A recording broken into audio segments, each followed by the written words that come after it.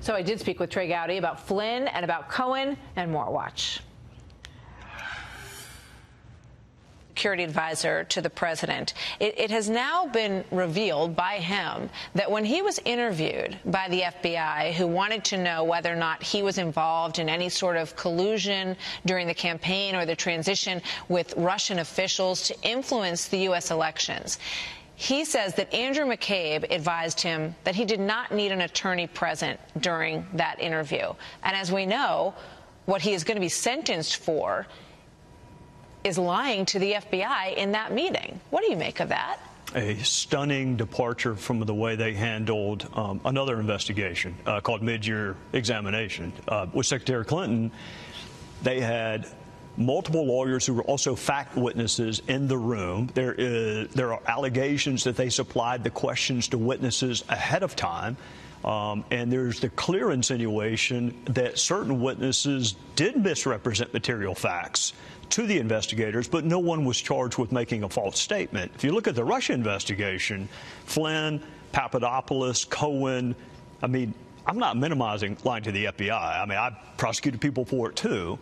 But if that's all you have, it's serious, but it suggests that there's no other larger crime. No one in the Clinton investigation was prosecuted for making false statements, and I just named 3.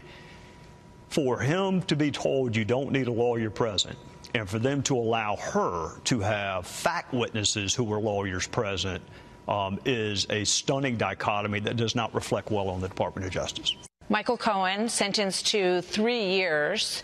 What do you make of that? It's about right. It's the low end of the guidelines. He provided information, but the Southern District did not view him as a cooperator. But again, Martha, it's the same fact pattern.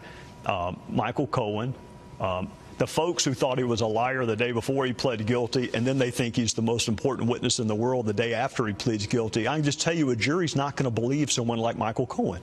So if your case hinges upon the credibility of Michael Cohen, good luck. So it sounds like when you look at these sentencing memos that came out on Friday and the new information that we have today with regard to Michael Flynn and Michael Cohen, what's your overall impression of the Mueller investigation and how it's going for Robert Mueller?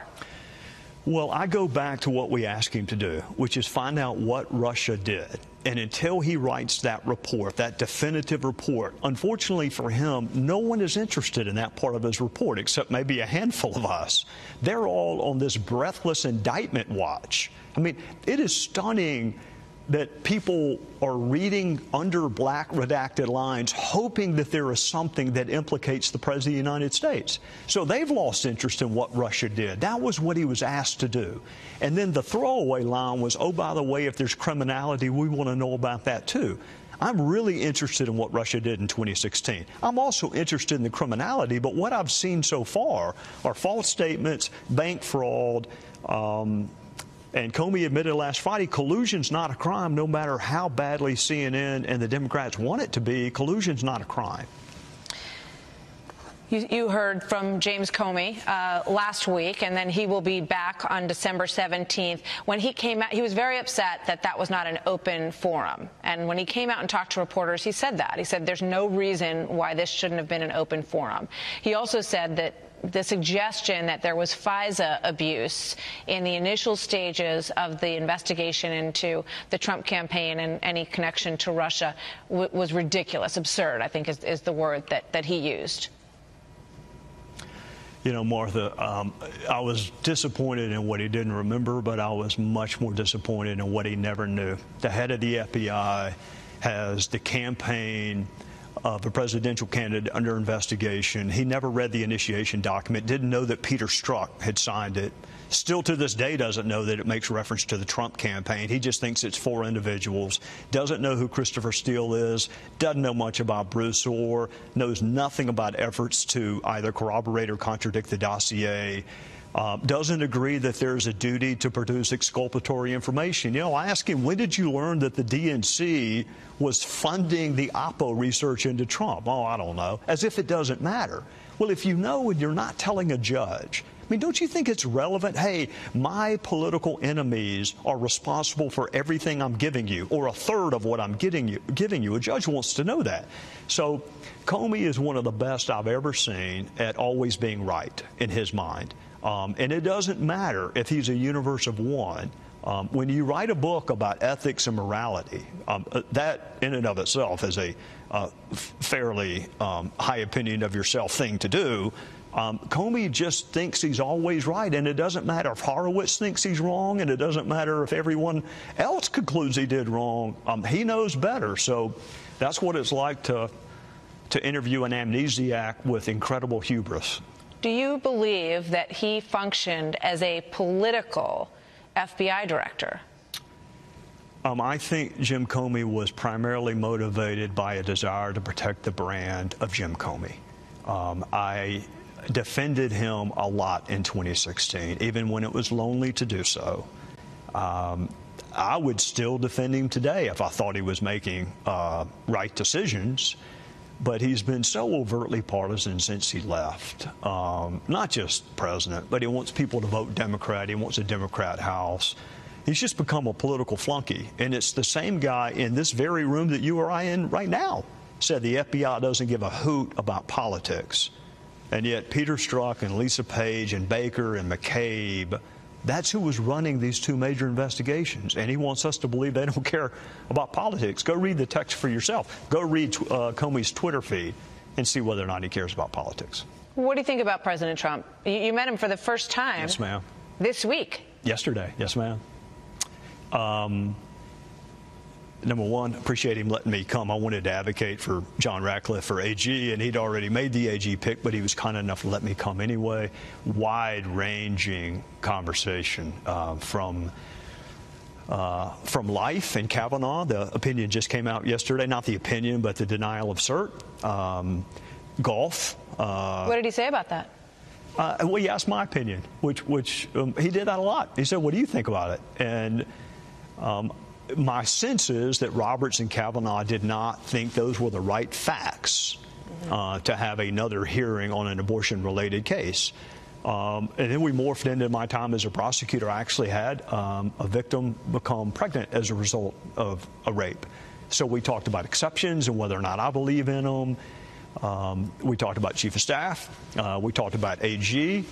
He got Lindsay on the phone at one point so we could talk about it. Was a fascinating. Does he have a Chief of Staff in mind that he seemed to be leaning towards? If he did, he didn't share it with me. As you leave this position and we see the new Congress coming in, a majority of Democrats on the House side, what do you expect they will pursue in terms of oversight given the landscape right now? Everything. Everything that their base wants them to pursue, everything that is calculated to disrupt the last 2 years of the Trump, of this tenure in office. And they may be smart enough not to pursue impeachment, although some of them are not. I mean, 60 of them have already said he should be impeached, and Mueller hadn't issued a single finding yet. So it will be very, very difficult for this administration, and they're going to have to decide how they're going to handle subpoenas and requests for information. It will be bitterly ironic for me to listen to Democrats clamor for the administration to be responsive when they didn't say a word for the 6 years we were trying to get information from the Obama administration. What did you think of the scene in the Oval Office yesterday when President Trump was talking about how he wants to build the wall? He said, "I'd be proud to shut down the government over the issue of border security. It means that much to me." And Nancy Pelosi and Chuck Schumer very much wanted to take that conversation private, didn't want to debate it in front of the public. For people who like transparency, there it is. At first, I wasn't sure if I was watching Fox or watching professional wrestling. I've never seen, I've been around a long time. I've seen those conversations back in judges' chambers. I've seen them where, there are no cameras. I've never seen it like that. And it was clear to me that Leader Pelosi did not want to have that conversation in public. But if you're interested in a framing of the issues, the president believes that the wall is inextricably intertwined to border security. And the Democrats are trying to convince you that they believe in border security but not a wall. What I would love for the president to have asked yesterday is, at one point you voted for the wall. What changed? Why was it a good idea 5 years ago, but now it is xenophobic and racist and not reflective of our values? What, other than the fact that I championed the idea, what has changed? Do you think it was a political mistake for him to say that I'll own that shutdown? That, you know, if that's what you want, I'm happy to own it. I think they were going to, I think there's a pretty good chance they were going to call it the Trump shutdown no matter what he said. Now, Republicans also need to come up with a response that you haven't spent the money we've given you already. That's a pretty good counter talking point. Right. We gave you 1.6. What have you done with that? So it's going to, I don't think there's going to be a shutdown. I didn't think there was going to be one. I'm not sure right now. Nobody is. We'll see what happens.